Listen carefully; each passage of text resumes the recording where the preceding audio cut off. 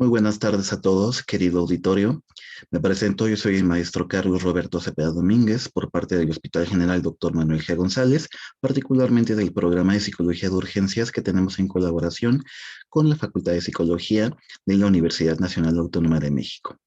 El nombre de mi ponencia es La función del psicólogo en el servicio de urgencias médicas.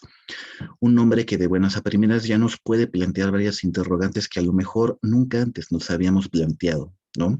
Sobre todo es, ¿qué papel, qué utilidad tiene un psicólogo en un área tan crítica, tan interesante y tan importante como son las urgencias médicas? Pues poco a poco vamos a ir buscando responder esa interrogante. Vamos a empezar entonces con un contexto en lo que respecta a la función del psicólogo en las urgencias médicas. Vamos a recordar que todo esto es ubicado en el Hospital General Dr. Manuel G. González, un hospital de alta especialidad que se encuentra ubicado en la zona sur de la Ciudad de México, en la delegación Tlalpan, en la ya muy conocida zona de hospitales. Entonces, vamos a dar un poco de contexto. Primero vamos a recordar y comprender que el contexto de la salud ha ido evolucionando a lo largo del tiempo. De entrada, de esa definición ya añeja que se tenía por parte de la OMS como una ausencia de la enfermedad, ya hemos visto que se han hecho varias adaptaciones y varias actualizaciones de este contexto de la salud. El ambiente cambia, los tiempos cambian y esta definición de ausencia de enfermedad se ha ido quedando cada vez más obsoleta. Llega un punto en el cual se plantea la necesidad de redefinir el concepto de la salud, pasando de este simple estado de ausencia de enfermedad ya a un estado más completo de bienestar físico, mental y social. Ujú.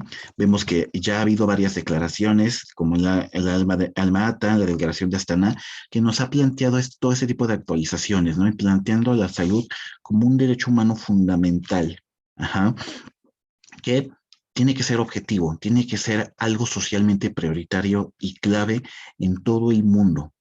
Y no solo depende del sector salud, sino también de otro tipo de sectores sociales, económicos, poder alcanzar ese estado completo de bienestar físico, mental y social. Recordando un poco que justamente partimos de George Engel, que fue quien hizo este artículo novedoso en su tiempo de la necesidad por un nuevo modelo médico. Justamente este artículo fue el pistoletazo para que toda esta serie de cambios en la definición de salud pudiese darse en su momento, entendiéndose ya como un modelo biopsicosocial. También hay que tener en cuenta el concepto de la actual transición epidemiológica. Por ahí se llegó a plantear que a lo largo de la historia de la humanidad y ya acatando el nuevo concepto de salud en este modelo biopsicosocial, es claro, no siempre hemos alcanzado un completo estado de bienestar social, físico, mental. No, ha habido periodos en la historia de la humanidad en las que nos hemos destacado por tener de todo menos salud. Y justamente esta transición epidemiológica nos habla un poco de eso, ¿no? Pasando de esos periodos en donde los avances médicos no eran como los que tenemos ahora y que de hecho varias cuestiones relacionadas a enfermedades infecciosas, como podrían ser gripas, como podrían ser infecciones por virus o por bacterias, eran la principal causa de muerte de hace un tiempo. ¿Qué es lo que va pasando hoy con todos estos avances en la medicina y en la salud y en todo lo que tenga que ver con las ciencias médicas? Que estas enfermedades infecciosas se van curando, se van remitiendo. Y estas enfermedades crónicas o provocadas por el hombre, como pueden ser la diabetes, la hipertensión, enfermedades de corazón, enfermedades pulmonares, van cada vez subiendo más estos peldaños de mortalidad hasta alcanzar su pico. Es decir, si la gente antes se moría de enfermedades infectocontagiosas, ahora la gente se está muriendo de enfermedades crónicas. Ha habido esta transición.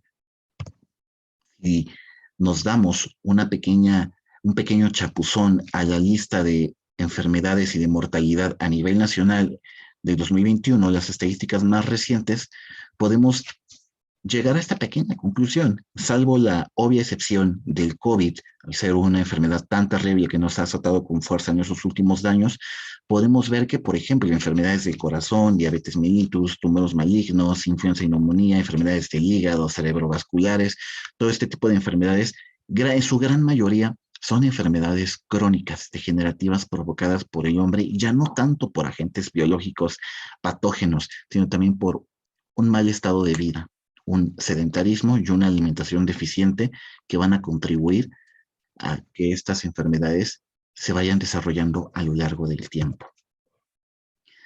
Si a esto le sumamos que cada vez hay más enfermedades que van apareciendo, estos números se van disparando y que hay un patrón muy interesante de una poca adherencia al tratamiento, tenemos una receta perfecta para que estas enfermedades crónicas ponderen y que sea de lo que la gente se está muriendo. Tan solo vamos a recordar que se ha incrementado hasta un 30% el número de pacientes que van a acudir o que acuden al sector salud, particularmente al servicio de urgencias médicas. Ya hablando de las urgencias médicas, sabemos que las urgencias son esa área de la medicina que prácticamente se encarga de salvar vidas. Es normal que nos preguntemos, ¿por qué? ¿Por qué psicología en urgencias? Recordando que justamente esta especialidad médica se dedica al diagnóstico y tratamiento de enfermedades imprevistas e inesperadas que pueden poner en riesgo la vida y la funcionalidad del paciente. Vale la pena entonces hacer una pequeña reflexión y una pequeña revisión sobre qué es con lo que nosotros nos hemos encontrado. No solo nosotros, sino también lo que se ha reportado en la literatura. Justamente hace poco, integrantes de nuestro equipo de psicólogos de urgencias en el GEA hicieron una muy interesante reflexión en donde combinan esta congruencia con la OMS de esta definición, adoptando el modelo biopsicosocial a las necesidades psicológicas existentes en un servicio de urgencias. No solo está la parte de que se debe salvar la vida de esta persona que llega de una manera imprevista al servicio de urgencias, sino también tener en consideración hasta qué punto esto repercute en las personas cercanas a este familiar, a este paciente, familiares, amigos que están pendiente todo el tiempo a cualquier notificación o a cualquier índice de información sobre el estado de salud, que para llegar a una área de urgencias es un estado de salud crítico. Justamente surge ahí nuestro programa de psicología de urgencias, que busca integrar 3 pilares como son la investigación, la práctica basada en la evidencia y en la enseñanza, para arrojar una luz y vislumbrar que nosotros como psicólogos somos importantes en el servicio de urgencias médicas. A través de la investigación con artículos, investigaciones en congresos, tesis y demás publicaciones, basándonos en una práctica que está constituida por la evidencia científica al evaluar y al aplicar y al crear padecimientos y procedimientos que vayan en pro del bienestar de la persona que tenemos enfrente, así como también enseñar, formar y capacitar no solo a psicólogos, sino además personal del hospital. Todo esto tomando en cuenta el espíritu emprendedor de cada uno de los egresados del programa e invitados del programa de psicología de urgencias, a adquirir estos conocimientos y a difundirlos, a diseminarlos en otro tipo de servicios para que vean que realmente la función del psicólogo de urgencias, y no solo del psicólogo de urgencias, del psicólogo tanto en áreas de urgencias como en otras áreas hospitalarias, es tremendamente común y es tremendamente importante. De manera general en nuestro servicio, nosotros adoptamos usuarios internos, entendiéndose como aquellos estudiantes de licenciatura y de aquellos de maestría y doctorado, generalmente alumnos, como ya les mencionaba, de la Universidad Nacional Autónoma de México, desde la Facultad de Psicología hasta facultades periféricas, como podrían ser la FES Iztacala y la FES Zaragoza. No obstante, también hemos tenido este acercamiento con otras instituciones y otras universidades, como podrían ser el Instituto Politécnico Nacional, la Universidad Anáhuac, la Ibero, el Tecnológico de Monterrey, y también hemos tenido esta experiencia con alumnos que vienen de otras naciones y de otras universidades, como por ejemplo la Universidad Mayor de San Marcos en Perú. Ahora sí, ya hablando de nuestra incidencia en las urgencias médicas, particularmente, ¿qué vemos? ¿En qué nos centramos? ¿O cómo un psicólogo puede abordar diferentes situaciones en este servicio de urgencias? Bien, las urgencias médicas se pueden destinar, o el trabajo que se hace en urgencias médicas no solo se restringe al trabajo con pacientes, sino también al trabajo de personal de salud, médicos, enfermeros, trabajadores sociales que están día a día desgastándose y a la vanguardia atendiendo cualquier problemática que vaya surgiendo ahí, así como también sus cuidadores primarios e informales. Como ya les anticipaba previamente, estas amistades, estos familiares, estos conocidos de aquella persona que llegó al servicio de urgencias. Estas son nuestras 3 áreas de incidencia, siendo muy insistente en una práctica basada en la evidencia, investigación y enseñanza. Bien, ¿qué es lo que se reporta que pasa con estos pacientes en el área de urgencias? ¿Qué nos ha arrojado la psicología en lo que respecta a variables tan comunes como la ansiedad, el estrés, la depresión, la adherencia al tratamiento, adicciones, incluso delirium? Bien, cifras internacionales nos han arrojado que de los pacientes, del 22 al 42%, por supuesto que van a demostrar síntomas de ansiedad que van de moderados a intensos. 39 al 46% síntomas de depresión. Un 80% tienen fallas ahí relacionadas con la adherencia terapéutica que hasta valdría la pena suponer que a lo mejor mucho de eso tuvo que ver con la condición que los derivó a urgencias. Y un 27% de los que llegan a urgencias tienen un policonsumo de sustancias nocivas para la salud, drogas tanto lícitas como ilícitas. Todavía sigue un poco en discusión respecto a variables o padecimientos como el estrés, como el delirium, pero justamente una parte de formar este espíritu emprendedor e investigador es dar respuesta a estas interrogantes que a nuestra fecha todavía no tienen una respuesta muy clara y definida. Ahora, ¿qué es lo que pasa con el personal de salud? ¿Con qué nos podemos encontrar ahí? Pues bien, suicidio, 8% presentan ideación suicida, según datos internacionales en revisiones. 40% presentan problemas de comunicaciones en esta interacción tan importante como es médico-paciente.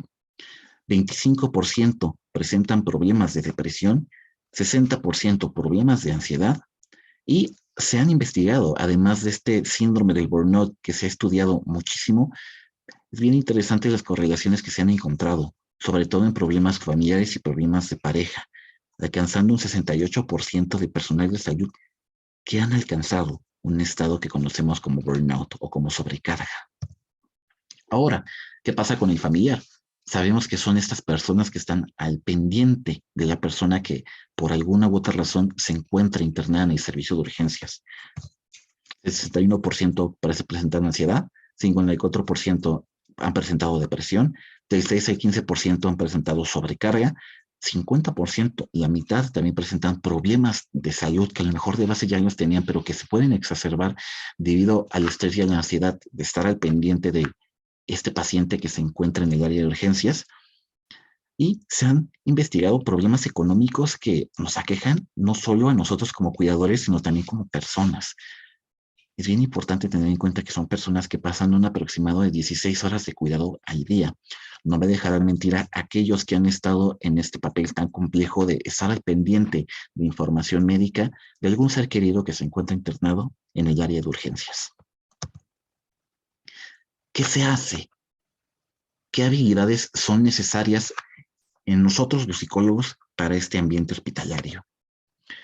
Pues mira, recordando que nuestro pilar es la psicología basada en evidencia, desde la parte de la evaluación y la valoración, nos valemos de instrumentos como aquellos instrumentos breves con sólidas propiedades psicométricas que realmente nos dan luz, que son instrumentos que funcionan para nuestra población, en este caso el contexto mexicano, así como entrevistas interpersonales. Nosotros como psicólogos debemos hacer una valoración, por más breve que ésta sea, que nos dé luz sobre dónde vamos a intervenir, ya sea en un paciente, ya sea en un médico, en una enfermera, en un enfermero, en un trabajador social, o ya sea en un cuidador primario informal.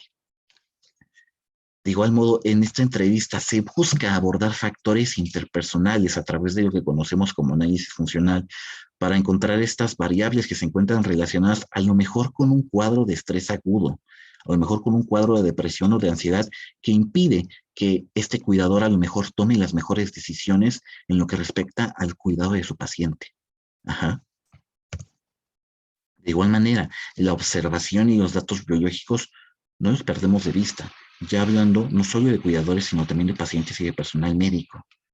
Observar qué es lo que nosotros vemos ahí o cómo podemos incidir e intervenir para hacer una mejora sustancial en la atención y en la calidad. Datos biológicos, sabemos que también estrés, ansiedad, depresión, sumado a una mala calidad de vida, por supuesto que van a disparar los niveles de tensión arterial, frecuencia cardíaca, glucosa o algunos otros biomarcadores que podemos encontrar ahí. Antes de incidir, tenemos que conocer. De acuerdo con la práctica basada en evidencia, esto es algo que el psicólogo hace en el servicio de urgencias. Observar, evaluar, preguntar, aplicar. Justamente como parte de nuestro programa, hemos ya producido varios artículos y varios documentos recepcionales de alumnos pasados del programa de maestría y doctorado que justamente dan luz sobre qué es lo que pueden ver, qué es lo que pueden observar, particularmente en el contexto de la notificación de muerte en este servicio de urgencias médicas. Tenemos un trabajo muy interesante y muy importante sobre qué es lo que vemos, ¿no? ¿Qué es lo que nosotros hemos detectado en médicos cuando dan una notificación de muerte? Entendiendo la notificación de muerte, cuando un médico tiene que darle la mala noticia de fallecimiento de un paciente a sus familiares, que los médicos que estén aquí no me dejarán mentir, es una tarea sumamente estresante. Datos muy interesantes. 62% de estos médicos que dieron la notificación fueron mujeres y el 68% de quienes lo recibieron fueron mujeres, esposas o hijas. Ajá. ¿Qué observamos también? La sala de espera y el pasillo eran los principales lugares donde se daba una noticia tan terrible. Aproximadamente 4 minutos tardaban los médicos. ¿Y qué observaban? Por supuesto, un llanto que va de leve a intenso en un 70% y por supuesto respuestas de crisis psicológicas en un 13%. Con esto nosotros tenemos información ya más precisa sobre cómo nosotros podemos incidir en qué es lo que se presenta en este llanto, en esta crisis y en estos periodos subsecuentes de ansiedad y depresión que por supuesto se van a derivar de algo tan terrible como es una notificación de muerte. Ya que nosotros conocemos y sabemos qué es lo que tenemos que hacer ahí, actuamos, intervención, apelando a los principios de la psicología o de la práctica basada en evidencia, identificamos los tratamientos más novedosos disponibles en la literatura científica a través de lecturas en inglés y técnicas y procedimientos de búsqueda de información en bases de datos especializadas. Todo esto para garantizar que la atención que se está dando es de la más alta calidad y es lo más novedoso y que se ha comprobado que funciona. Una vez tengamos identificado esto, aplicamos, sea técnicas conductuales, sea técnicas de comportamiento para aumentar la adherencia al tratamiento, sea técnicas de respiración, de relajación para controlar reacciones emocionales como ansiedad, estrés o alguna crisis de hiperventilación, sean algunas otras técnicas de comportamiento, de activación conductual, algo más ocupacional para sintomatología depresiva, tanto en pacientes como en familiares, como en personal de salud. Tenemos muchísimo campo de acción que nosotros hemos detectado a través de la valoración y que por supuesto hemos documentado. De igual manera, no solo nos vamos a quedar en atender, también tenemos que asegurarnos que estos cambios que nosotros hemos promovido y que el psicólogo debe proponer perduren, les demos un seguimiento. Nosotros sepamos que ese cambio fue duradero. Y no solo duradero, sino también que es un cambio clínicamente relevante y significativo a través de un análisis de resultados, sobre todo si nosotros en este espíritu investigador pretendemos difundir las intervenciones que nosotros hacemos y que hemos encontrado que funcionan. Otro ejemplo también de una exalumna del programa, su tesis de maestría, que era una intervención particularmente para usuarios del servicio de urgencias médicas, sintomatología depresiva, como ya había mencionado previamente, altamente común. ¿Qué es lo que se explora aquí? La terapia cognitivo-conductual, cómo esta funciona para reducir la sintomatología depresiva. Vemos que aquí la observación visual de los datos nos da una muy buena idea de qué tan funcional o qué tan efectiva puede ser la TCC, la terapia cognitiva conductual, para incidir en depresión. Vemos que son usuarios que llegan con altas puntuaciones de estrés, de ansiedad y de depresión, y que con el paso del tiempo y con la intervención y con su posterior seguimiento son puntuaciones que disminuyen y que se mantienen con el tiempo. Vemos aquí algunos índices de significancia clínica y estadística que nos dan ese respaldo de que esa intervención que nosotros hicimos funcionó. Funcionó, tenemos el respaldo numérico y que se mantiene a lo largo del tiempo. Ahora, un psicólogo no solo debe ir con ese espíritu de explorar, evaluar e intervenir. Una vez que nosotros tenemos este conocimiento, no hemos de dejarlo ahí, no hemos de dejarlo morir o desaprovecharlo. Por supuesto que la enseñanza también forma parte del quehacer en de este papel tan importante que tiene el psicólogo de urgencias. Enseñanza, especialización en temas, sistemas de cascada, de aspectos de aprendizaje, liderazgo, entrenamiento y capacitación, apegándonos a estos principios de la práctica basada en evidencia, particularmente ya entrando en entrenamiento y capacitación, además de todas estas cuestiones clínicas de supervisión, de esta supervisión que se le tienen que dar a estos psicólogos que se encuentran en formación, también capacitarlos a dar respuesta a justamente estas necesidades psicosociales que se pueden esperar en un servicio de urgencias, como podrían ser los primeros auxilios psicológicos y la intervención en crisis. Bajo este pilar, también les he de presentar el trabajo que yo mismo presenté para obtener el grado de maestro en el servicio de urgencias, que justamente habla de la enseñanza y la educación, pero sobre todo implementar un programa de entrenamiento en intervención en crisis para psicólogos, por supuesto. Todo esto en este contexto COVID-19 tan terrible que incluso ahora levanta dudas sobre más o menos cuándo podemos ser completamente libres de esto. De manera general, lo que hicimos nosotros como equipo fue entrenar a una serie de participantes, todos estudiantes voluntarios, que estaban interesados en dar esta intervención en crisis. Entonces, de una manera más visual, tenemos cómo llegaron estos chicos y cómo salen, como si hay un notorio incremento en estas habilidades de apoyo en crisis y que son incrementos en aquellos chicos que terminaron este entrenamiento, que al ser contexto COVID terrible, hubo algunos chicos que ya no terminaron por diversas cuestiones de causa mayor, como contagio o fallecimiento de familiares. Vemos que estas habilidades no solo se incrementan, sino que también en algunos casos se mantienen y en otros casos, si existe una disminución, no es algo que llegue a estos niveles basales, es decir, son habilidades que se mantienen a lo largo del tiempo. Lo mismo puede pasar con esta autoconfianza, que por supuesto, al ser algo tan complicado como la intervención en crisis, va a depender de cada una de las personas y cómo van reaccionando. La tendencia aquí es la autoconfianza se tiende a mantener,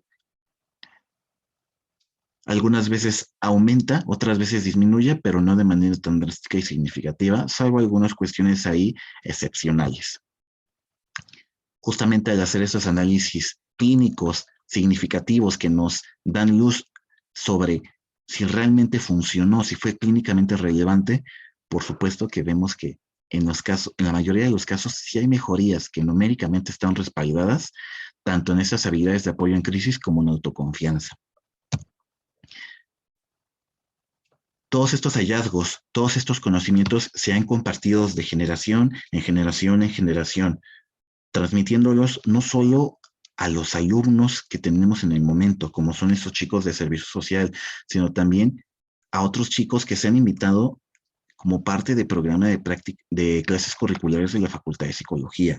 Justamente bajo esta premisa de la mejor enseñanza que se tiene que dar, también hemos invitado a expertos en el tema a dar estas conferencias, estas ponencias sobre diversos temas muy variopintos como podrían ser cáncer, enfermedades cardiorrespiratorias, tratamientos de la adherencia al tratamiento, diabetes, por ejemplo, intervención en crisis, primeros auxilios psicológicos. Es decir, nos aseguramos que nuestros alumnos aprendan no solo de un área en particular, sino de diversas áreas que pueden incidir en el área de urgencias médicas. Aquí lo podemos extrapolar entonces a que parte del papel de este psicólogo es dar esta enseñanza, transmitir todo este conocimiento que tiene. Por supuesto, la investigación va muy de la mano con la generación de nuevo conocimiento. Disculpa, tanto en aspectos teóricos como en aspectos metodológicos. Ir encontrando cada vez mejores métodos para refinar esta información que nosotros ya tenemos y publicar cada vez más mejores resultados sobre que el trabajo que nosotros hacemos como psicólogos funciona y funciona bien, tanto al evaluar como al intervenir, como al enseñar. Con mucho orgullo y con mucha honra les presentamos fotos de diversos integrantes, exmiembros del programa de psicología de urgencias, que con mucha honra y con mucho orgullo se han titulado de sus respectivos programas de licenciatura o posgrado, realizando muy valiosas aportaciones, no solo al servicio de urgencias, sino al panorama actual del conocimiento de sus áreas de interés. No solo quedándonos en la publicación de tesis, sino también en la publicación de diversos artículos y capítulos de libros que justamente contribuyan a dar respuesta a diversas interrogantes psicosociales que podrían hablar sobre por qué es importante que los psicólogos pertenezcamos a un programa de urgencias. Ajá. ¿Cuál es la mejor manera de validar o de medir ciertas variables como podrían ser el fatalismo, la ansiedad, la depresión? Uh-huh. ¿Cuál es el rol que tienen estas otras profesiones, estos actores en la educación para estos médicos al dar una notificación de muerte? Ajá. ¿Realmente la terapia cognitivo-conductual funciona para cierto tipo de padecimientos en población mexicana?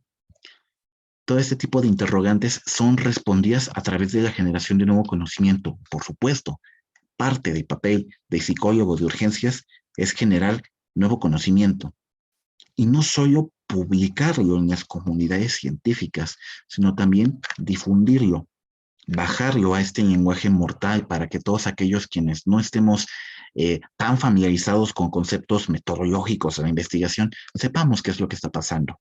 Uh-huh. Todo esto a través de la difusión en nuestros programas de redes sociales, a través de Facebook, Twitter o Instagram, o también medios formales. Varias veces nos ha invitado a dar entrevistas en radio, televisión o en periódicos. ¿Por qué? Porque es importante que nosotros demos a conocer qué es lo que estemos haciendo. Y si nosotros damos a conocer qué es lo que estamos haciendo y que funciona, por supuesto, vamos a dar más claridad sobre por qué es importante que nosotros como psicólogos nos incorporemos en un programa de urgencias médicas.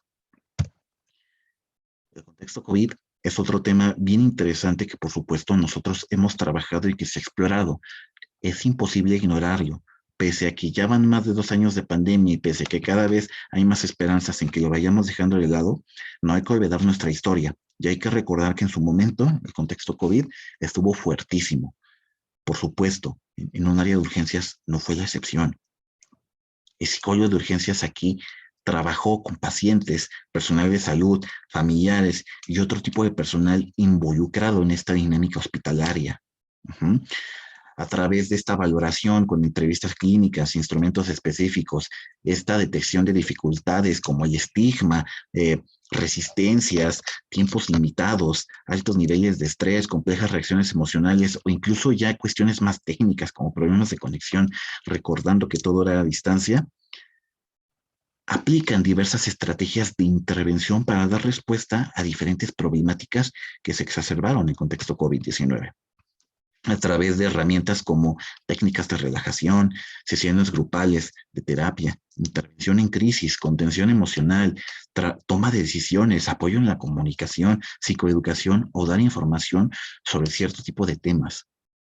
Es solo una probadita de qué es lo que nosotros hicimos en contexto COVID y por qué esta figura de psicólogo cobró un peso importantísimo en la atención. Por supuesto, nos hemos tenido que adaptar en modalidades remotas y a distancia, no solo a la hora de dar nuestras intervenciones con pacientes, sino también a la hora de dar a conocer nuestro conocimiento, a la hora de difundir a través de plataformas como son Zoom, Google Meet o incluso también transmisiones en Facebook Live. Por supuesto, todos estos hallazgos y todos estos logros que nosotros hemos invertido han dado sus frutos a través de publicaciones en revistas científicas, como también elaboración de cursos que justamente apoyan a la atención de la salud mental que tanto se vio mermada por el contexto COVID-19 y por la pandemia.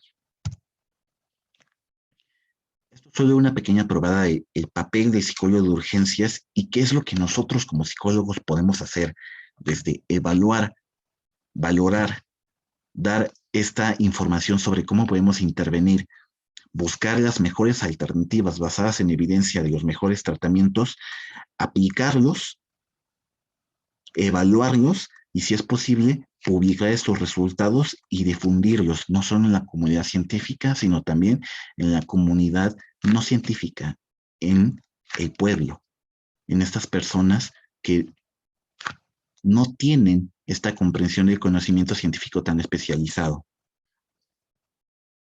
Solo una pequeña parte de cuál es el papel de psicólogo de urgencias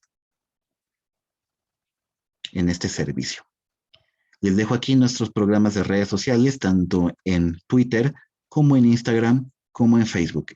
Estamos muy activos, particularmente en Facebook y en Instagram, promocionando eventos, promocionando cursos, promocionando conferencias o promocionando hallazgos y logros de nuestros miembros integrantes.